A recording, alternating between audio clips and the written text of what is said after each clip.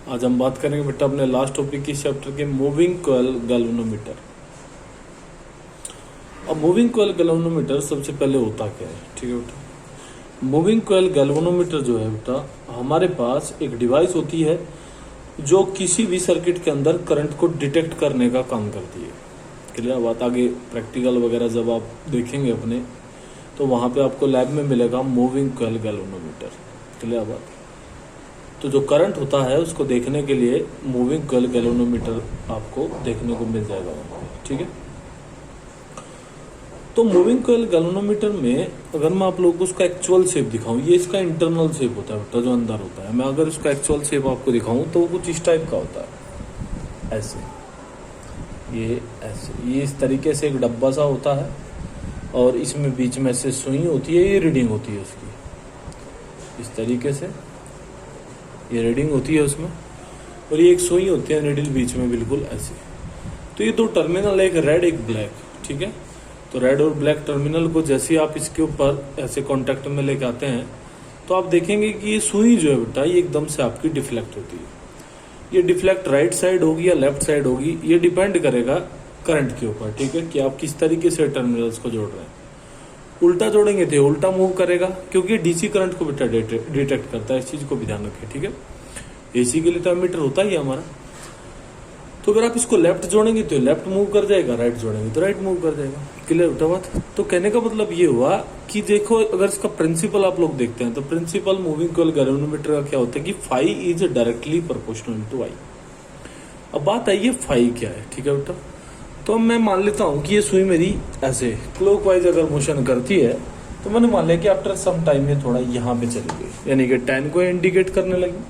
तो यानी कि अगर आप देखें तो ये अपने आप को किस तरीके से मूव करा रही है बेटा, एंगुलरली, यानी कि ये एंगुलर डिस्प्लेसमेंट आपका शो हो इसमें ऐसे। क्लियर बात। ये होता है वो फाई। क्लियर बात। और जितना ये फाई होगा ये उतना ही तो करंट देगी, बात समझ में आती है, ठीक है। जैसे इसने 10 दे दिया, फिर और 5 हो जाएगा, फिर 15 दे देगी। क्लियर बात। तो इसी वजह से बोलते हैं इसका कि जो प्रिंसिपल होता है मूविंग कॉइल गैल्वेनोमीटर का, वो क्या होता है बेटा आपका, phi is directly proportional to I. Phi ध्यान रखिए बेटा, एक्चुअल से, ठीक है, रोटेट होने के बाद जितना एंगल ये बनाती है उसको आपका फाई बोला जाता है। क्लियर बात। अब दूसरे नंबर पे अगर हम इसकी कंस्ट्रक्शन के बारे में बात करें, ठीक है बेटा, तो इसका कंस्ट्रक्शन क्या क्या होता है। इसकी कंस्ट्रक्शन में आप देख सकते हैं इसमें बेटा दो, एक तरीके से ये जो मैग्नेटिक एंड है आपको, यानी कि एक मैग्नेट यूज की जाती है नॉर्थ साउथ। मैग्नेट की स्पेशलिटी होती है कि मैग्नेट यहां पर भी होर्शू ही यूज होती है, ठीक है। होर्शू मैग्नेट हम यूज करते हैं क्योंकि आप जानते हैं कि होर्शू मैग्नेट हम ऐसे जगह यूज करते हैं जहां पे हमें बेटा एक स्ट्रॉन्ग मैग्नेटिक फील्ड की आवश्यकता होती है, ठीक है। तो ये जो आपकी होर्शू मैग्नेट है, ये इसी वजह से इसमें भी यूज की जाती है क्योंकि एक बहुत ही स्ट्रॉन्ग मैग्नेटिक फील्ड, जिसको हम रेडियल मैग्नेटिक फील्ड भी बोलते हैं, जनरेट करती है, ठीक है। उसके बीच में यहाँ पे ये एक इंसुलेटेड एक तरीके से आपकी एक कोयल होती है इस तरीके से, ठीक है। इसका जो फ्रेम होता है ये होता है बेटा एल्यूमिनियम का। एल्यूमिनियम का फ्रेम इसमें यूज किया जाता है, ठीक है, जिससे मैग्नेटिक फील्ड जो है बेटा वो अफेक्टेड ना हो, ठीक है। उसके ऊपर ये एक वायर इसके ऊपर आपकी वाउंड कर दी जाती है। ये वायर किस चीज का होता है, ये होता है बेटा आपका बेस्ट कंडक्टर, कॉपर का तार होता है इसमें, ठीक है। उसके बाद इसमें एक स्प्रिंग लगाया जाता है। ये स्प्रिंग किस चीज का बना होता है बेटा, ये होता है फॉस्फर ब्राउन्स। अब ये फॉस्फर ब्राउन्स क्या होता है, फॉस्फर ब्राउन्स होता है बेटा आपका ये परफेक्टली इलास्टिक बॉडी, ये पढ़ा भी होगा 11th क्लास में आप लोगों ने।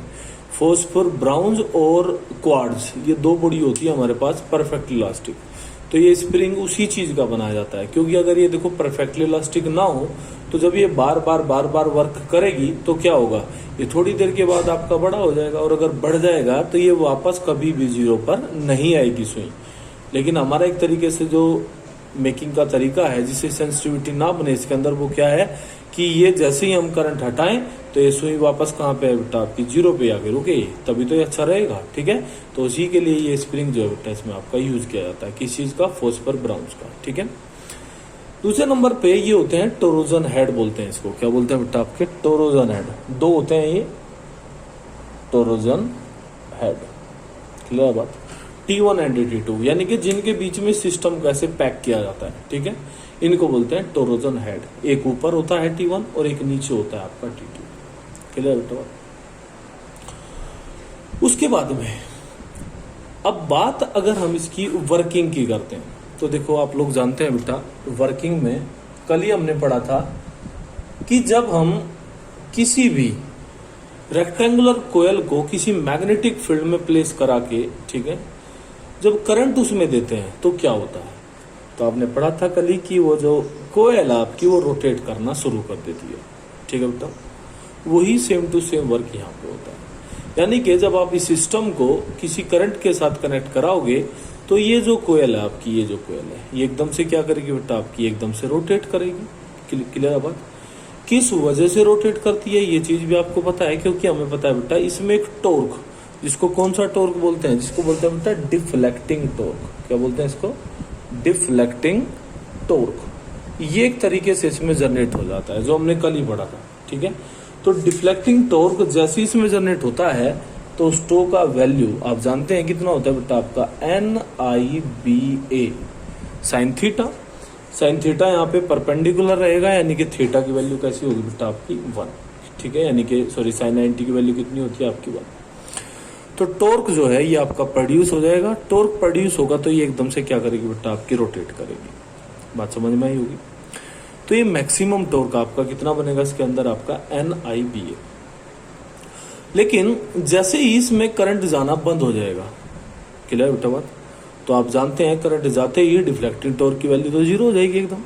यानी कि ये जो आपकी स्प्रिंग है ये फिर अपना काम करेगी। स्प्रिंग का यही काम है कि जैसे ही ऐसे रोटेट हो गया, ऐसे एक तरीके से वाउंड होगा, तो जैसे ही आपने इसमें करंट आपका बंद कर दिया तो ये एकदम से वापस स्प्रिंग क्या करेगा, ये तो अपनी स्थिति में जाने की कोशिश करेगा इसको लेके। क्लियर बात?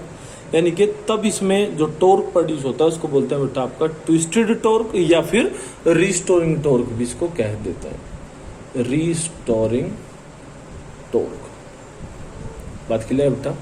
रिस्टोरिंग टॉर्क के लिए ही ये जो स्प्रिंग इसमें यूज हो रहा है ये इसमें यूज किया जाता है। क्लियर बेटा बात? तो ये रिस्टोरिंग जो टॉर्क है आपका, ठीक है, तो ये रिस्टोरिंग टॉर्क, तो डैश इसको मैं मान लेता हूं, ये डायरेक्टली प्रोपोर्शनल होता है किसका बेटा आपका, फाई के। क्लियर बेटा बात? यानी कि जो ये एंगल आप लोग जानते हैं। ठीक है?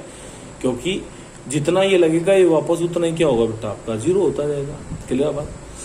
अब ये टोडैश के लिए अगर प्रोपोर्शनलिटी साइन में हटाता हूं तो कोई कांस्टेंट मैं यहाँ पे यूज करूंगा, और वो कांस्टेंट क्या होता है बेटा आपका, के। अभी ये जो के है इसको बोलते हैं बेटा आपका टोरोजन कांस्टेंट। क्योंकि देखो कहीं ना कहीं ये वापस आना ये इन दोनों के ऊपर भी डिपेंड करता है, ये जो आपके टोरोजन हेड है आपके। ठीक है बेटा?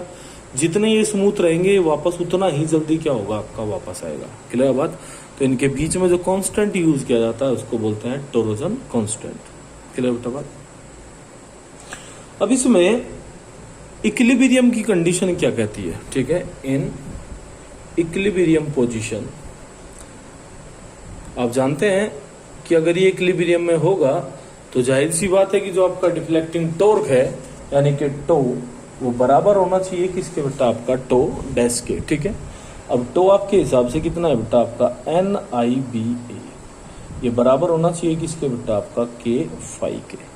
तो यहां से अगर आप लोग देखें कि जो आपका फाई है तो फाई का वैल्यू यहां से कितना हो जाएगा बेटा आपका, फाई NIBA अपॉन के। क्लियर बेटा बात?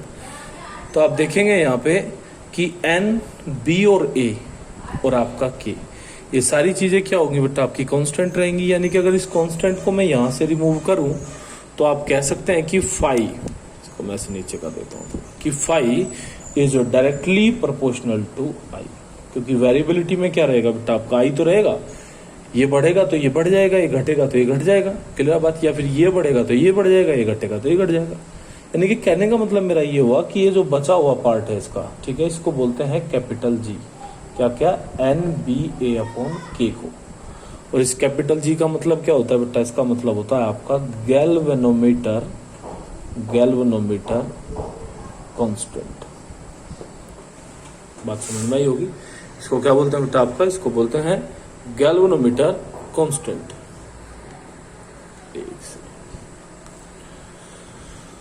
ये जो आपका कैपिटल जी होता है, ठीक है। तो यहीं से आप कह सकते हैं कि फाई जो है वो किसके बेटा डायरेक्टली प्रोपोर्शनल हुआ, आपका आई के डायरेक्टली प्रोपोर्शनल होगा। क्लियर बेटा बात। तो ये वर्किंग होती है आपकी मूविंग कॉइल गैल्वेनोमीटर। क्लियर बात समझ में ही होगी। अब इसमें क्या होता है बेटा, गैल्वेनोमीटर में दो टाइप का सेंसिटिविटी भी होता है इसका, यानी कि ये दो जगह सेंसिटिविटी भी शो करता है, ठीक है। अब वो सेंसिटिविटी कौन कौन सी होती है, ठीक है।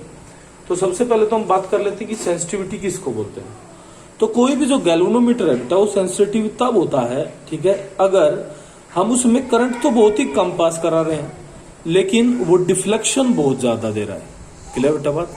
या करंट ज्यादा पास करा रहे हैं और वो डिफ्लेक्शन बहुत ही कम दे रहा है, तब आप कहेंगे कि जो आपका गैल्वेनोमीटर है वो कैसा है बेटा, आपका वो एक सेंसिटिव गैल्वेनोमीटर है। क्लियर बेटा बात। तो ये जो सेंसिटिविटी है वो दो टाइप की होती है हमारे पास। क्लियर बात।